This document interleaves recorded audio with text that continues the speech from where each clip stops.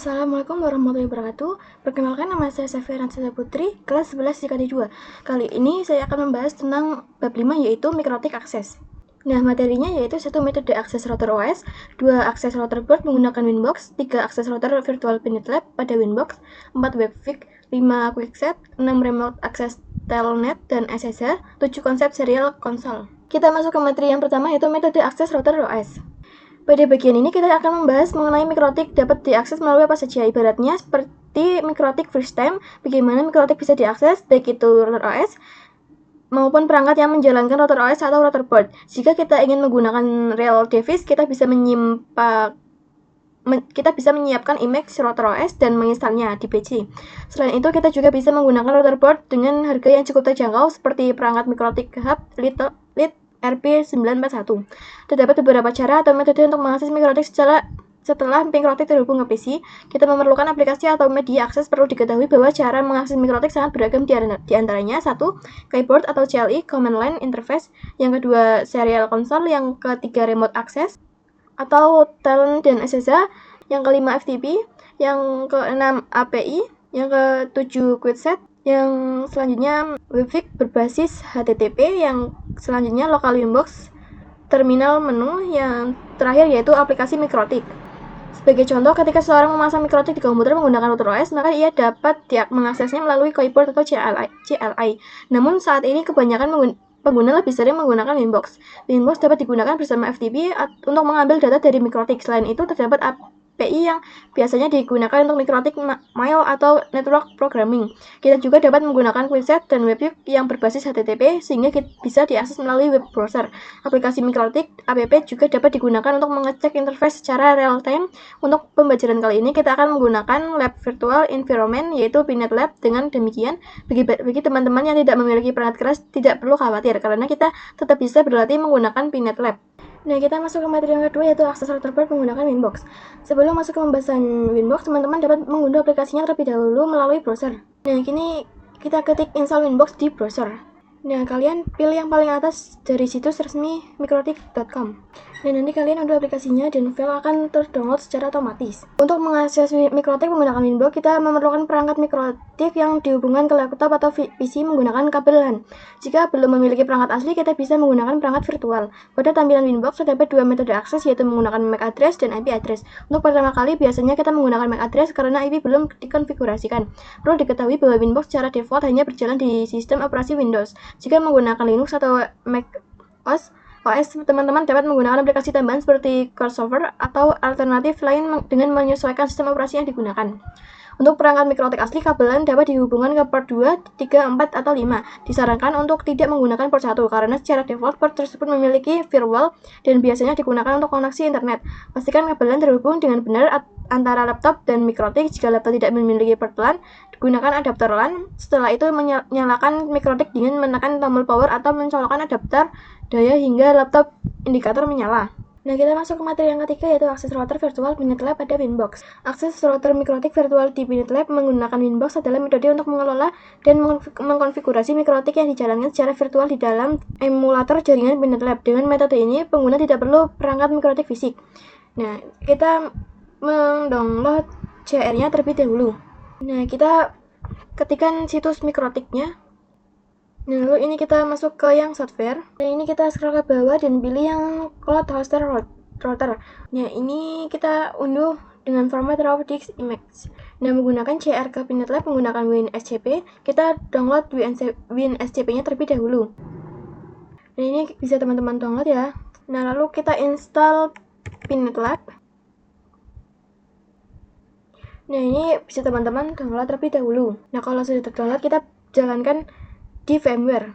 Nah, ini kita bisa beri nama Pinetlab Savirna. Lalu ini kalian bisa pilih mau ditaruh di mana ya teman-teman. Kalau sudah, teman-teman bisa klik import. Nah, ini kita tunggu saja ya teman-teman. Nah, setelah proses import selesai, ini kita jalankan virtual machine-nya.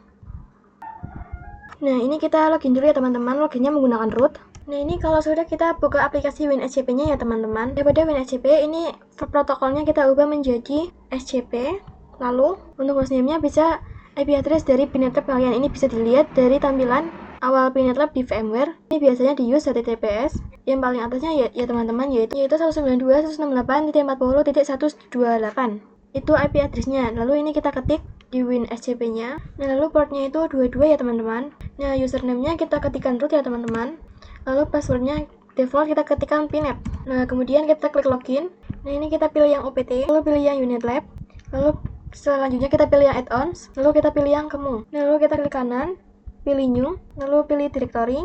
Setelah itu kita akan membuat folder baru. Ini misalnya Mikrotik 6.48 atau sesuai versi CR yang digunakan. Lalu kita klik OK. Nah, setelah folder tersebut, ini kita buka folder tersebut. Nah, ini file CR-nya, kita klik kanan, lalu upload. Nah, ini jadi kita klik OK. Nah, setelah mengupload, kita akan mengganti namanya dengan kita HDA kicau. Nah, lalu kita masuk ke terminal VMware-nya lagi. Nah, di sini saya akan ketikkan perintah /opt/unitlab/wara+unl fix permission. Nah, maaf ya teman-teman. Nah, kalian berikan sepertinya teman-teman. Nah, ini kita ke Firefox-nya terlebih dahulu. Nah, lalu kita masukkan IP yang tadi ya teman-teman, yang ini, yang di VMware, yang ini ya teman-teman. Nah, ini kita ketikkan 192.168.40.128. Nah, kalau sudah kita klik login. Nah, setelah login kalian bisa klik yang ADD. Nah, ini kalian bisa dikasih nama belajar Mikrotik dasar. Lalu teman-teman bisa klik ADD. Nah, kalian bisa klik yang bagian kosong. Lalu kalian pilih yang not. Lalu kalian bisa milih yang Mikrotik Router OS. Nah, kalau sudah kita scroll ke bawah cari yang kemu option. Nah, ini hapus pengaturan defaultnya. Nah, kalau sudah kita langsung klik aja save. Nah, kalau sudah kita tambahkan network baru dengan klik ADD network. Nah, ini kalian bisa ketikkan ISP. Nah, untuk type-nya kalian bisa milih yang manajemen cloud. Nah, setelah itu save. Kalau sudah, teman-teman bisa hubungkan kabelnya dari Mikrotik ke ISP menggunakan virtual ini. Nah, ini kita klik save lagi. Nah, teman-teman bisa menyalakan tombol play untuk menyalakan router Mikrotik virtualnya. Alasan kita memilih type manajemen cloud pada network tadi adalah agar Mikrotik mendapatkan IP private seperti 192 dan 168 secara otomatis. Nah, kalian bisa buka terminalnya dengan mengklik 2 kali pada node Mikrotiknya. Nah, lalu kalian bisa loginnya itu username-nya admin. Nah, passwordnya itu bisa kalian kosongkan saja, lalu klik enter. Nah, teman-teman, sekarang kita sudah masuk ke CLI Mikrotik. Untuk melihat IP-nya, teman-teman bisa ketikkan perintah /IP address print, lalu kita enter. Nah, maka IP address dari Mikrotik virtual akan muncul. Nah, setelah tadi kita mengetahui IP address dari Mikrotik virtual di Pinet Lab, sekarang kita akan coba mengaksesnya menggunakan Winbox. Teman-teman bisa buka aplikasi Winbox. Lalu teman-teman kita masukkan IP address yang tadi di Pinet Lab-nya. Ini kita isi IP-nya 192.168.40.0. Lalu kita pilih connect. Nah, di sini kan tidak bisa ya teman-teman. Ini kita tekan cancel saja. Lalu ini kita refresh. Nah, ini kita menggunakannya MAC address saja. Ini kita klik. Nah, kalau sudah kita connect. Nah, ini kita silang saja ya teman-teman. Nah, kalau sudah berhasil, kita akan langsung masuk ke tampilan utama dari Mikrotik Router OS seperti ini ya teman-teman. Artinya kita sudah berhasil login ke Mikrotik menggunakan address. Kita masuk ke materi yang keempat, yaitu webpack. Webpack adalah metode mengakses Mikrotik melalui web browser tanpa menggunakan aplikasi Winbox. Fitur ini tersedia sejak Router OS versi 5.0 dan fungsinya hampir sama dengan Winbox, hanya saja berbasis web. Nah, ini kita masuk ke Winbox-nya. Ini kita buka Mikrotik melalui Winbox, lalu kita klik IP. Nah, ini kita pilih yang addresses. Ini kita klik IP-nya. Nah, ini kita salin IP address yang ada di sini. Nah, ini kita masuk ke Firefox. Ini kita tulis IP-nya, lalu kita enter. Nah, ini kita pilih website. Nah, teman-teman, ini sudah muncul tampilannya seperti ini, hampir sama dengan Winbox, hanya saja diakses secara online. Nah, website ini bisa dijadikan alternatif jika kita tidak bisa meremote Mikrotik lewat Winbox. Nah, kita masuk ke materi yang kelima, yaitu Quetset. Nah, ini kita masuk ke yang Quetset.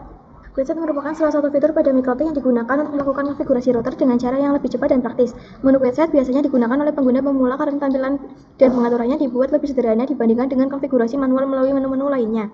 Pada umumnya, jika ingin melakukan konfigurasi Mikrotik secara manual, pengguna harus membuka banyak menu seperti menu interface, IP, bridge, DHCP, dan menu lainnya. Namun, dengan menggunakan Quetset, pengaturan dasar Mikrotik dapat dilakukan hanya dalam satu tampilan saja tanpa perlu berpindah-pindah menu. Melalui menu Quetset, pengguna dapat melakukan pengaturan dasar seperti pengaturan mode router, konfigurasi interface, pengaturan IP address, pengaturan jaringan internet, serta beberapa konfigurasi dasar lainnya yang sering digunakan dalam instalasi Mikrotik. Namun pada pembelajaran kali ini Mikrotik hanya digunakan Pada pembelajaran kali ini, mikrotik yang digunakan adalah mikrotik virtual. Oleh karena itu, menu QuickSet tidak dapat digunakan. Selain itu, perlu diketahui bahwa fitur QuickSet hanya tersedia pada perangkat mikrotik yang memiliki interface wireless. Nah, ini kita ketikkan /IP address print detail. Kita enter. Nah, di sini itu kita menggunakan internet 1. Lalu saya akan ketikkan lagi IP, lalu enter. Lalu saya akan ketikkan service, lalu enter lagi. Kemudian print. Nah, di sini akan terlihat bahwa Telnet menggunakan port 23. Lalu untuk yang SSH yaitu 22. Untuk mengakses mikrotik menggunakan Telnet di laptop Windows, pastikan fitur Telnet client sudah aktif. Nah, ini kita cari control panel, kemudian pilih yang program and fitur, lalu pilih yang ini yang menghidupkan atau mematikan fitur Windows. Lalu di sini kita cari yang Telnet client. Nah, ini kita centang, lalu kita klik OK. Nah, lalu kalau sudah kita buka command prompt. Nah, ini kita ketikkan Telnet, lalu IP-nya 192.168.40.130. Lalu ini kita enter. Nah, jika berhasil maka akan muncul tampilan login mikrotik. Lalu untuk username-nya ini kita ketikkan admin, passwordnya kita kosongkan saja, lalu enter. Lalu ini kita Ctrl C. Dan di sini kita sudah berhasil mengakses mikrotik melalui Telnet. Lalu selanjutnya kita akan mengakses mikrotik melalui SSH menggunakan aplikasi putih. Nah, ini kita buka aplikasi putihnya. Nah, lalu ini kita ketikkan IP address mikrotiknya 192.168.40.130. Untuk portnya 22. Kalau sudah kita open. Nah, di sini akan muncul jendela baru bertuliskan login as admin. Nah, untuk new passwordnya kita Ctrl+C saja. Nah, di sini kita sudah bisa masuk ke CLI mikrotik melalui SSH. Nah, kita masuk ke materi yang terakhir yaitu konsep serial console. Serial console merupakan salah satu metode untuk mengakses mikrotik tanpa menggunakan IP address maupun MAC address. Metode ini memanfaatkan port fisik serial yang terdapat pada perangkat router mikrotik. Akses menggunakan serial console biasanya digunakan dalam kondisi tertentu, misalnya ketika mikrotik tidak dapat diakses melalui jaringan karena terjadi kesalahan konfigurasi, lupa IP address atau gangguan jaringan lainnya. Dengan serial console, pengguna tetap dapat masuk ke mikrotik secara langsung melalui koneksi kabel. Keunggulan utama dari metode serial console adalah mikrotik tetap bisa diakses meskipun koneksi jaringan terputus. Selain itu, metode ini sangat berguna untuk keperluan pemulihan konfigurasi atau troubleshooting ketika mikrotik tidak dapat diakses menggunakan metode lain seperti Winbox, Webfix, Telnet maupun SSH. Namun perlu diketahui bahwa tidak semua perangkat mikrotik memiliki port serial console. Biasanya port serial console hanya tersedia pada router port kelas menengah hingga kelas atas, seperti seri mikrotik, CCR, Core Router.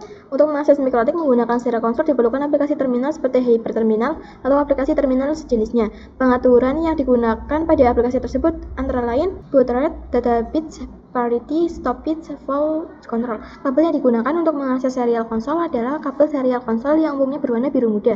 Salah satu ujung kabel dihubungkan ke port serial pada perangkat mikrotik, sedangkan ujung lainnya dihubungkan ke laptop atau komputer. Apabila laptop tidak memiliki port serial, maka dapat digunakan converter USB atau serial. Dengan menggunakan metode serial console, pengguna dapat mengakses mikrotik secara langsung melalui tampilan terminal dan melakukan konfigurasi maupun perbaikan sistem meskipun perangkat tidak dapat diakses melalui jaringan. Dengan demikian, serial console merupakan metode akses yang sangat penting untuk diketahui, terutama dalam kondisi darurat atau saat mikrotik mengalami gangguan akses jaringan. Nah, seperti itu saja pada materi bab kelima. Kurang lebihnya mohon maaf. Wassalamualaikum warahmatullahi wabarakatuh.